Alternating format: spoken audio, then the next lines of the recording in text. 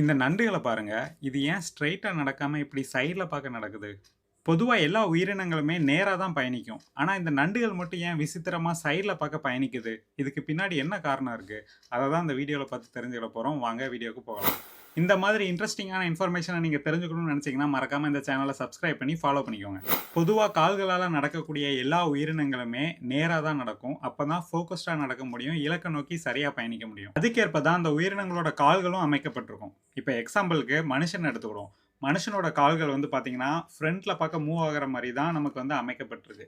Of course நம்மளால சைட்லயும் stretch பண்ண முடியும். பட் நமக்கு அதுக்குன்னு ஒரு லிமிட் இருக்கு. நம்மளால ரொம்ப தூரம் சைட்ல வந்து மூவ் பண்ண முடியாது. ஃப்ரண்ட்ல மூவ் பண்றது தான் நம்மளால ஃபோகஸ்டாவும், எஃபிஷியன்ட்டாவும், கன்வீனியன்ட்டாவும் இருக்கும். அண்ட் இன்னொரு விஷயம் நம்ம ஃப்ரண்ட்ல பார்க்க நடக்கும்போது நமக்கு ஒரு காலும், இன்னொரு காலும் தட்டுறது கிடையாது. நமக்கு 2 கால் தான் இருக்கு. ஸோ நமக்கு தட்டுறதுக்கு வாய்ப்பில்ல. இன்னும் கொஞ்சம் காம்ப்ளிகேட்டா எடுத்துக்கிடுவோம். இது ஒரு 4 கால் உயிரினம். இதோட முன்னங்கால்களும், பின்னங்கால்களும் நடக்கும்போது ஒண்ணுக்கு ஒண்ணு தட்டுறது கிடையாது. இதுக்கு காரணம் வந்து பார்த்தீங்கன்னா, இதுக்கு நடுவுல இருக்கக்கூடிய இந்த இடைவெளி தான். இதெல்லாம் ஏன் சொல்றேன் அப்படின்னு நினைக்கிறீங்களா? காரணம் இருக்கு. 2 கால் இருக்கக்கூடிய மனுஷனோட கால்கள் எப்படி அமைக்கப்பட்டிருக்கு அப்படிங்கிறதையும் பார்த்துட்டோம். 4 கால் இருக்கக்கூடிய விலங்குகளுக்கு கால்கள் எப்படி அமைக்கப்பட்டிருக்கு அப்படிங்கிறதையும் பார்த்துட்டோம். இப்ப 8 கால் இருக்கக்கூடிய நண்டுக்கு கால்கள் எப்படி அமைக்கப்பட்டிருக்கு அப்படிங்கிறத பார்க்கலாம். நண்டோட கால்கள பாருங்க ரொம்ப நெருக்கமா அமைக்கப்பட்டிருக்கு. மற்ற விலங்குகள்ல பார்த்த மாரி ஒரு காலுக்கும் இன்னொரு காலுக்கும் நடுவுல இடைவெளியே இல்ல. இந்த கால்கள பயன்படுத்தி இது முன்னாடி பார்க்க நடந்துச்சு அப்படின்னா, ஒரு காலும் இன்னொரு காலும் தட்டுறதுக்கு வாய்ப்பு இருக்கு. நண்டுகளோட கால்கள் இப்படி நெருக்கமா அமைக்கப்பட்டிருக்கிறதுனால, அது முன்ன பார்க்க நடந்துச்சுன்னா, ஒரு காலும் இன்னொரு காலும் தட்டுறதுக்கு வாய்ப்பு இருக்கு. அதால கன்வீனியன்ட்டா நடக்க முடியாது.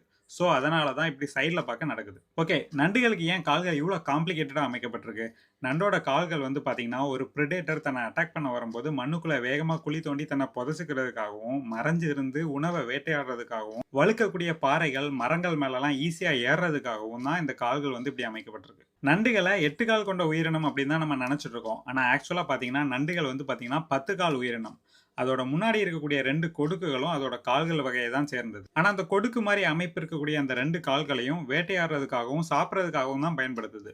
மூவ்மென்ட்க்கு வந்து மற்ற 8 கால்கள மட்டும் தான் பயன்படுத்துது. நண்டுகள் வந்து பார்த்தீங்கன்னா 4000ல இருந்து 10,000 வகைகள் இருக்கு. இதுல வந்து ஜப்பான்ல இருக்கக்கூடிய ஸ்பைடர் கிராப் அப்படிங்கிற ஒரு குறிப்பிட்ட நண்டு வந்து பார்த்தீங்கன்னா, ஃப்ரண்ட்ல பார்க்க தான் நடக்கும். சைடு வேஸ்ல வந்து நடக்காது. இதுக்கு காரணம் அதோட கால்களோட அமைப்பு தான். அதோட ஷெல் அதாவது கூடு வந்து பார்த்தீங்கன்னா, விட்த் வந்து கம்மியா இருக்கும். ஆனா கால்கள் வந்து ரொம்ப பறந்து விரிஞ்சு போய் இருக்கும். நண்டுகள பத்தி சில இன்ட்ரஸ்டிங்கான ஃபேக்ட்ஸ் சொல்றேன் கேளுங்க.